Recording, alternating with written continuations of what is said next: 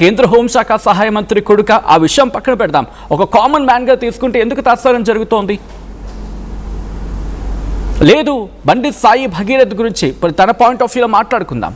Because we have to talk, దాని ఏంటంటారు, కాయిన్కి రెండు వైపుల గురించి మాట్లాడుకునే సందర్భం. తను తప్పు చేయలేదు అనుకున్నప్పుడు రావాలి కదా, విచారణకు హాజరు కావాలి.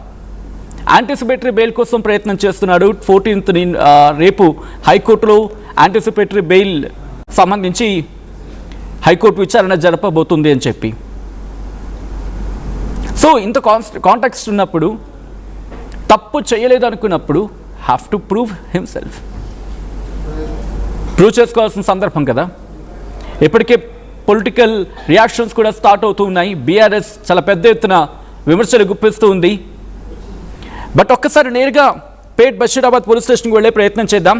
అసలు ఏం జరుగుతోంది, ఎందుకు గైర్హాజరయ్యారు, అక్కడ పోలీసులు ఎటువంటి ఆల్టర్నేటివ్స్, అంటే ఇక్కడ లీగల్గా మేము ముందుకు వెళ్తా అంటూ పోలీసులు చెప్పుకొచ్చారు. గుర్తుందా? ఆ నోటీస్లో క్లియర్గా లాస్ట్ లైన్లో చెప్పుకొచ్చారు, మీరు కనుక గైర్హాజరైతే, బండి సాయి భగీరథ్ మీరు కనుక గైర్హాజరైతే మేము లీగల్గా యాక్షన్కి వెళ్తామని చెప్పి పోలీసులు చెప్పుకొచ్చిందన్నమాట. ఈ క్రమంలో ఏం జరుగుతోంది? పేట్ బషీరాబాద్ పోలీస్ స్టేషన్ దగ్గర ఎటువంటి హై టెన్షన్ ఉంది, ఏం జరగచ్చు ఈరోజు? ఇన్ఫాక్ట్ అధికారులు రంగంలోకి దిగి నేరుగా అరెస్ట్ చేసే అవకాశం ఉందా? డీటెయిల్గా మాట్లాడుకుందాం. లైవ్ విజువల్స్, లైవ్ ఫ్రేమ్ చూస్తూ ఉన్నారు మా ప్రతినిధి నిర్మల. ప్రెసెంట్ పేట్ బషీరాబాద్ పోలీస్ స్టేషన్ దగ్గర ఉన్నారు. డీటెయిల్గా మాట్లాడుకునే ప్రయత్నం చేద్దాం అక్కడ ఎటువంటి పరిస్థితి ఉందని చెప్పి. నిర్మల, అఫ్కోర్స్ ఇప్పటికీ గైర్హాజరు నేపథ్యంలో పోలీసు ఉన్నతాధికారులు ఆల్టర్నేటివ్స్, లీగల్గా ఎటువంటి చర్యలకు ఉపక్రమించబోతున్నారనే అంశానికి సంబంధించి పెద్ద ఎత్తున చర్చ జరుగుతోంది. ఏంటి ఈరోజు అరెస్ట్ చేసే అవకాశం ఉందా, లేకపోతే ఇంకా ఆల్టర్నేటివ్స్ ఏమైనా ఆలోచిస్తూ ఉన్నారా? ఎస్ సచిన్, మరి ఇప్పటి వరకు అయితే ఇక్కడ బండి భగీరథ్ హాజరు కాలేదు. ప్రస్తుతము పేట్ బషీర్బాగ్ పోలీస్ స్టేషన్ దగ్గరే ఉన్నాము, చూస్తున్నాం కదా. తను హాజరు కాలేదు అనే విషయం పట్ల పాత్రము చాలా అంటే చాలా చర్చనీయాంశంగా కూడా మారింది అనుకోవచ్చు. ఈరోజు ఉదయము కొన్ని సంఘాలు ఇక్కడికి వచ్చి ధర్నాలు చేపట్టడంతో కూడా వాళ్ళను అరెస్టులు చేసి తీసుకెళ్లే పర్వంలో ఇక్కడ స్టేషన్లో కూడా ఏసీపీ కావచ్చు, డీసీపీ కావచ్చు, సిఐ కావచ్చు, ఎవరు కూడా ఇక్కడ విచారణ జరిపే అధికారులు కూడా లేకపోవడం అనేది ఇప్పుడు అందరినీ కూడా అనుమానాలకు గురి చేస్తున్న విషయం అని కూడా చెప్పుకోవచ్చు. ఎందుకంటే పోలీస్ స్టేషన్లో అధికారులు లేరు, అదేవిధంగా ఇక్కడ బండి భగీరథ్ కూడా హాజరవ్వలేదు. ముఖ్యంగా ఇప్పుడు వాళ్ళు నోటీసులు జారీ చేసిన నేపథ్యంలో 2 గంటలకు హాజరు కావాల్సిందే ఖచ్చితంగా అని వాళ్ళు చెప్పిన ఎడల కూడా అక్కడ నిర్లక్ష్యం వహించినందుకు మరి పోలీసులు డైరెక్ట్గా రంగంలోకి దిగబోతున్నారు అనే వార్తలు కూడా వినిపిస్తున్నాయి. మరోపక్క చూసుకున్నట్లయితే బండి సంజయ్ అక్కడ తన కొడుకు ముందస్తు బెయిల్గా కూడా ఇక్కడ తెలంగాణ హైకోర్టు చుట్టూ కూడా తను తిరుగుతూ ముందస్తు బెయిల్ కోసం ప్రయత్నాలు చేస్తూనే ఉన్నారు. మరి అక్కడ కోర్టులో రేపు విచారణ కూడా జరగబోతుంది. మరి విచారణ అనంతరం ఏమైనా పోలీసులు అదుపులోకి తీసుకునే అవకాశాలు ఉండొచ్చు అని కొన్ని విషయాలలో కూడా వెల్లడవుతోంది. అదేవిధంగా విచారణ వరకు ఇక్కడ పోలీసులు ఆగుతారా, లేకపోతే ఈరోజు సాయంత్రం వరకు కూడా యాక్షన్ తీసుకొని ఇక్కడ బండి భగీరథ్ని అరెస్ట్ చేస్తారా, వాళ్ళే రంగంలోకి దిగి అనే నేపథ్యంలో చర్చనీయాంశంగా మారింది ఒక ఎత్తు అయితే, ఇక్కడ పోలీసులు ఒక పక్క బండి భగీరథ్ ఫ్రెండ్స్ ఎవరైతే ఉన్నారో ఆ రోజు ఫామ్ హౌస్కి, మొయినాబాద్ ఫామ్ హౌస్కి ఫ్రెండ్స్తో కలిసి వెళ్ళడం కూడా జరిగింది కాబట్టి మరి ఆ ఫ్రెండ్స్ను కూడా విచారిస్తున్నట్టుగా తెలుస్తూ ఉంది. వాళ్ళది కూడా వాంగ్మూలం ఏమన్నా రికార్డ్ చేసే అవకాశాలు ఉండొచ్చు అనేది కూడా వినిపిస్తున్నాయి.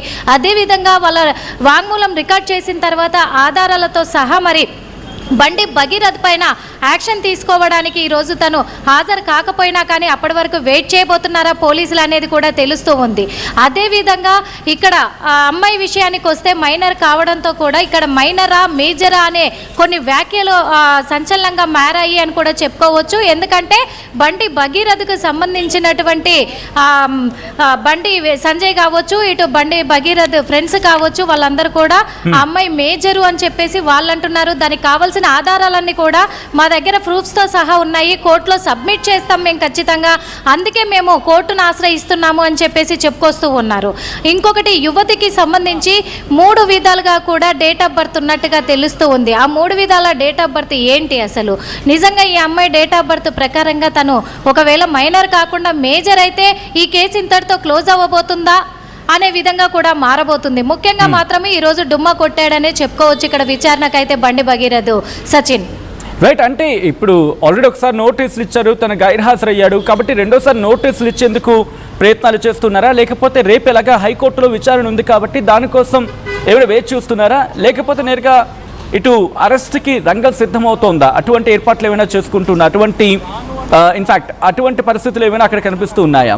ఇటు పోలీస్ వర్గాల నుంచి ఏమైనా సమాచారం అందుతుందా నిర్మల?